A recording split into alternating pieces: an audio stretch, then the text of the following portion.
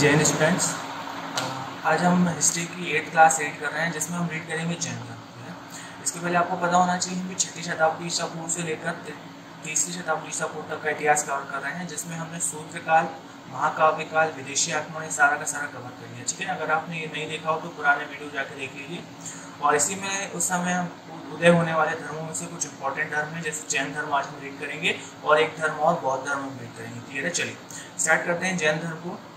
पुराने वीडियोस आप देख लीजिए, आपको प्लेलिस्ट में मिल जाएंगे। ठीक है ना। और अगर इस वीडियो की पीडीएफ आपको चाहिए तो वो आपको टेलीग्राम चैनल पर मिल जाएगी। ठीक है, जिसके लिंक डिस्क्रिप्शन बॉक्स में दी है। आप टेलीग्राम चैनल ज्वाइन कर सकते हैं और उससे पीडीएफ को क्या कर सकते हैं, डाउनलोड कर सकते हैं। ठीक है, चलिए स्टार्ट करते हैं आज की क्लास।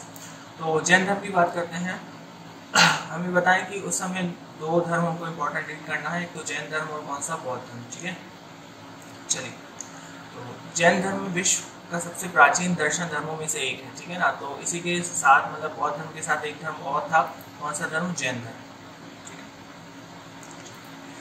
जैन धर्म को कुछ पॉइंट ऑफ व्यू से हम समझने की कोशिश करते हैं। जैसे कि देखिए पहला है लिखिए, जैन शब्द सांस्कृतिक के जिन शब्द से बना है जिसका अर्थ है विजेता, मतलब जितेंद्र। कहने का मतलब है कि जैन किस शब्द से मिला है, संस्कृत के जिन शब्द से। ठीक है ना, जिसका अर्थ क्या है, विजेता, मतलब जितेंद्र, जिसने अपनी इंद्रियों पे क्या पाली हो, विजय पाली हो। ठीक है ना, क्या जिन, और जिन से ही क्या, जैन। नेक्स्ट, जैन महात्माओं को निर्ग्रंथ मतलब बंधन रहित। ठीक है ना, किसी भी बंधन में बंधे हुए नहीं है, बंधन से क्या है, रहित है। ठीक है, तथा जैन संस्थापक को तीर्थंकार, भाव सागर को पार लगाने वाला, मतलब इन तीर्थंकार को जो सुन लेता है या इनने जो शिक्षाएं दी हैं उसे फॉलो करता है, तो वो क्या करता है, अपने जीवन में भाव सागर को पार कर लेता है। ठीक है ना, तो जैन संस्थापक को क्या कहा गया है, तीर्थंकार। तीर्थंकार मतलब होता है भाव सागर से क्या ले जाने वाला, पार ले जाने वाला। ठीक है, और जैन महात्माओं को क्या किया जाता है, निर्ग्रंथ, मतलब कि किसी भी बंधन में नहीं रहते हैं, बंधन क्या रहते हैं, रहित रहते हैं। ठीक है ना। अप्रॉक्स 24 तीर्थंकार हुए हैं किसमें, जैन धर्म में। देखिए लिखा हुआ है जैन धर्म में 24 तीर्थंकार हुए हैं और 63 शलाका पुरुष हुए हैं। शलाका पुरुष मतलब होता है महान पुरुष। ठीक है ना, जैन धर्म में 24 तीर्थंकार हुए हैं। 24 तीर्थंकारों में हमें कुछ इंपॉर्टेंट रीड करना है। ठीक है, जिसमें हमारा सबसे इंपॉर्टेंट है महावीर स्वामी। ठीक है ना, उन्हें हमें थोड़ा डीप में रीड करना पड़ेगा। बाकी हम जस्ट वन लाइनर के हिसाब से देख लेंगे कि कौन संस्थापक थे, कौन ऐतिहासिक संस्थापक थे, सारी की सारी चीजें। ठीक है, तो यही क्वेश्चन देखिए, जैन धर्म में तीर्थंकारों की संख्या कितनी है, 24। ठीक है ना, और शलाका पुरुष यहाँ कितने हैं, 63। शलाका पुरुष मतलब होता है महान पुरुष। ठीक है ना, तो जो इंपॉर्टेंट तीर्थंकार है हम आपको बता देते हैं। पहले है ऋषभनाथ जी। ठीक है ना, पहले है ऋषभनाथ जी, जिनका प्रतीक चिन्ह क्या है, बैल। ठीक है ना, अब देखिए यहाँ पर जो ऋषभनाथ जी हैं, ऋषभनाथ जी क्या रहेंगे, संस्थापक। ठीक है, जैन धर्म के संस्थापक कौन है, ऋषभनाथ जी। तो यहाँ पे दो क्वेश्चन देखिए, यहाँ पे जो संस्थापक है वो ऋषभनाथ जी, और जो वास्तविक संस्थापक आएंगे वो महावीर स्वामी आएंगे। ठीक है ना, तो यहाँ कंफ्यूज ना होना, वास्तविक संस्थापक कौन है आपके, महावीर स्वामी, और मतलब और संस्थापक कौन है, तो भाई ऋषभनाथ जी। ठीक है ना, तो देखिए पहले इनके जो तीर्थंकार हुए ऋषभनाथ जी, इनका प्रतीक चिन्ह क्या था, बैल था। ठीक है ना, दूसरे अजीतनाथ जी, जिनका क्या था, हाथी। फिर क्या, संभवनाथ जी, जिनका अश्व, घोड़ा। है ना, तो शुरू के 3 हमें पता होना चाहिए कि वे कौन कौन थे, तो जिसमें एक इंपॉर्टेंट ऋषभनाथ जी के बारे में हमको पता होना चाहिए, हम आगे देख भी लेंगे। ठीक है ना, क्योंकि ऋषभनाथ जी का और एक व्यक्ति है कौन, अरिष्टनेमि जी। है ना, एक और तीर्थंकार है अरिष्टनेमि जी, इनका नाम है किसमें मिलेगा, ऋग्वेद में मिलेगा। ठीक है, तो पहले जो संस्थापक है वो कौन, ऋषभनाथ जी, इनका प्रतीक चिन्ह क्या है, बैल। फिर दूसरे कौन है, अजीतनाथ जी, इनका प्रतीक चिन्ह क्या है, हाथी। और तीसरे हैं संभवनाथ जी, अश्व। ठीक है ना, 19वें है श्री मल्लीनाथ जी। है ना, इनको थोड़ा सा ध्यान रखना है, इनको लेकर क्या है, थोड़ा सा मतभेद है ना। आगे हम पढ़ेंगे जैन धर्म में कि जैन धर्म जब डिवाइड हो जाता है श्वेतांबर और दिगंबर में, तो ये मल्लीनाथ में से जो दिगंबर है वो जो श्वेतांबर है बोलते हैं महिला है, दिगंबर बोलते हैं क्या है, ये पुरुष रहे। ठीक है ना, मतलब इनके जो जेंडर को लेकर थोड़ा सा क्या है, संशय। ठीक है, इनका प्रतीक चिन्ह क्या है, कलश। 22वें कौन है, अरिष्टनेमि। अरिष्टनेमि को देखिए, इनका नाम और ऋषभनाथ का नाम किसमें मिलता है ऋग्वेद में, और अरिष्टनेमि को कृष्ण भगवान का क्या बताया गया, चचेरा भाई बताया गया। ठीक है ना, ऐसा पौराणिक कथाओं में बताया गया है। अरिष्टनेमि को किसका चचेरा भाई बताया गया है, श्री कृष्ण भगवान का। ठीक है ना, उसके बाद 23वें इनके जो तीर्थंकार हैं वो है पार्श्वनाथ जी, जिनका प्रतीक चिन्ह क्या है, सर्प। और 24वें और अंतिम तीर्थंकार जो मोस्ट इंपोर्टेंट हमारे एग्जाम के लिए है वो कौन है, श्री महावीर स्वामी, जिनका प्रतीक चिन्ह क्या है, सिंह। ठीक है ना, तो यहाँ पर देखिए 2-3 क्वेश्चन मैं आपको बताता हूँ, जिसमें संस्थापक कौन है, ऋषभनाथ जी, वास्तविक संस्थापक कौन है, महावीर, स्वामी। और यहाँ पे दो ऐतिहासिक तीर्थंकार है, कौन कौन से, जो 23वें और 24वें नंबर के तीर्थंकार हैं वो कैसे हैं, ऐतिहासिक तीर्थंकर। इसमें भी क्वेश्चन बनता है कि पहले ऐतिहासिक तीर्थंकार कौन है, तो पार्श्वनाथ जी, और दूसरे कौन है, महावीर स्वामी। ठीक है ना, तो यहाँ पे आपको 5-6 क्वेश्चन जो कंफ्यूज आपको कर सकते हैं, ठीक है, उन्हें देख लीजिएगा। ठीक है, तो बात समझ में आ गई हमें कि जैन शब्द किससे मिला हुआ है, जिन, जिनका अर्थ क्या होता है, विजेता, जिसने अपने इंद्रियों पे क्या पाली हो, विजय पाली हो। इसके जो महात्मा है वो क्या कहलाएंगे, निर्गंत, बंधन रहित। और जो तीर्थंकार वो क्या कहते हैं, भव सागर से क्या कराने वाले, पार कराने वाले। ठीक, चलिए तो अब वन लाइनर के हिसाब से देखते हैं। जैन धर्म के संस्थापक, देखिए जैन धर्म के संस्थापक और पहले तीर्थंकार कौन, ऋषभदेव। अभी हमने देखा ऋषभदेव और नेमिनाथ, नेमिनाथ मतलब अरिष्ट नेमी, ठीक है ना, अरिष्ट नेमी का एक नाम और क्या, नेमिनाथ। ठीक है, तो ऋषभदेव और नेमिनाथ का उल्लेख किसमें मिलता है, ऋग्वेद में, है ना, इंपॉर्टेंट है। ठीक है, आप देखिए यहाँ पर जो 24 तीर्थंकार हैं, 24 तीर्थंकारों में जो ऐतिहासिक हैं वो लास्ट के दो हैं, 23वें और 24वें नंबर के। ठीक है ना, तो ये मतलब ये है कि जैन धर्म बहुत ही मतलब पुराना धर्म है, जिसका उल्लेख हमको कहाँ मिल जाता है, ऋग्वेद में, जो हमने कहाँ पढ़े थे, वैदिक काल में। मतलब ऋषभदेव और नेमिनाथ का उल्लेख कहाँ मिलता है हमको, ऋग्वेद में मिलता है। ठीक है, तो हमारे लिए इंपॉर्टेंट है। ठीक है, उसके बाद देखिए जो ऋषभदेव है उन्हें किसका अवतार एक बताया है, विष्णु का अवतार। ठीक है ना, देखिए लिखा हुआ है वैदिक दर्शन परंपरा में भी ऋषभदेव का विष्णु के 24 अवतारों में से एक का क्या किया गया है कि एक अवतार कौन थे, इसमें ऋषभदेव जी थे। क्लियर है, मतलब किससे तुलना कर दी इनकी, विष्णु जी से।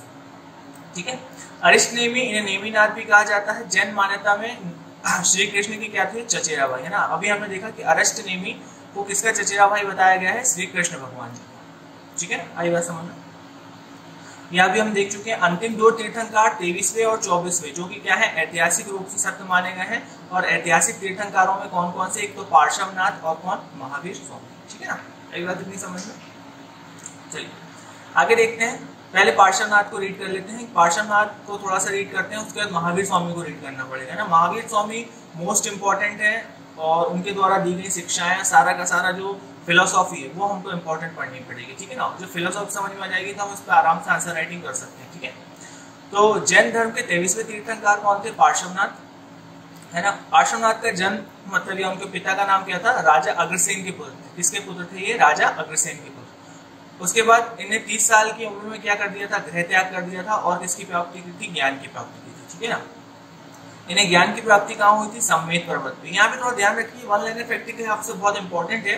तो 23वें तीर्थंकार कौन थे, इनके पार्श्वनाथ जी। ठीक है, और किसके पुत्र थे ये, तो राजा अग्रसेन के। कितनी उम्र में इन्हें गृह त्याग कर दिया था, तो 30 साल की उम्र में इन्हें क्या कर दिया था, गृह त्याग कर दिया था। और इन्हें जो ज्ञान की प्राप्ति हुई थी कौन से पर्वत पर हुई थी, सम्मेद पर्वत पर। ठीक है, इन्होंने अपनी अनुयायियों को चातुर्याम या चार आचरण का पालन करने को कहा गया। ठीक है ना, मतलब जो इनके द्वारा जो शिक्षा दी गई है वो क्या है, चार। ठीक है ना, इसमें एक का एडिशन और करेंगे कौन, आपके महावीर स्वामी। ठीक है, इनके द्वारा दी गई शिक्षा देखिए क्या है, एक तो हिंसा ना करना। ठीक है ना, एक तो हिंसा ना करना, चोरी ना करना, ठीक है, हमेशा सच बोलना और संपत्ति ना रखना। ये चार शिक्षा किसके द्वारा दी गई है, पार्श्वनाथ जी के द्वारा। आगे चल के महावीर स्वामी इसमें एक शिक्षा और जोड़ देंगे, क्या, ब्रह्मचर्य। ठीक है ना, तो चातुर्याम शिक्षा या चार आचरण वाली शिक्षा का पालन करने का कौन बोलते हैं, पार्श्वनाथ। और इसमें एक एडिशन और कर देंगे कौन, आपके महावीर स्वामी, जो क्या रहेगा, ब्रह्मचर्य। ठीक है ना, तो हिंसा ना करना, चोरी ना करना, हमेशा सच बोलना और संपत्ति ना रखना किसके द्वारा दी गई शिक्षा थी, पार्श्वनाथ की। और अप्रोक्स इनके जो अनुयायी थे वो काले रंग के कपड़े पहनते थे। ठीक है ना, इनके जो अनुयायी रहते, ऐसा कहने का है कि इनके जो अनुयायी थे वो कैसे ड्रेस पहनते थे, ब्लैक कलर। यहाँ से इंपॉर्टेंट स्टार्ट होते हैं हमारे कौन, महावीर स्वामी। आज केवल हम इनके वन लाइनर फैक्ट देखेंगे और उसके बाद हम इसको डीप में देखेंगे नेक्स्ट क्लास में। चलिए सबसे पहले देखते हैं तो महावीर वर्धमान मतलब क्या, इनके बचपन का नाम। महावीर स्वामी के बचपन का नाम क्या था, वर्धमान। इनका जन्म कब हुआ, 540 ईसा पूर्व। और कहाँ पर हुआ, तो कुंडलपुर में। ठीक है ना, तो ध्यान रखिए यहाँ पे महावीर स्वामी के बचपन का नाम क्या था, वर्धमान।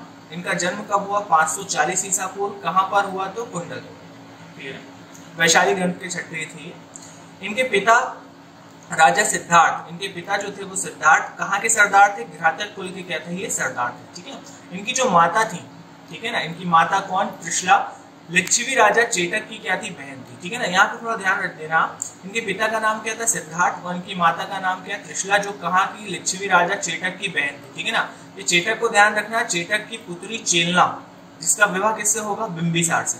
ठीक है। मतलब महावीर स्वामी के कह सकते हैं कि फैमिली रिलेशन है किससे, बिंबिसार से। बिंबिसार कौन रहेगा, जब हम महाजनपद पढ़ेंगे, ठीक है ना, जब हम महाजनपद पढ़ेंगे जिसमें हर्यक वंश पढ़ेंगे, उसमें आपको पता चलेंगे बिंबिसार जो पहले राजा थे, ठीक है।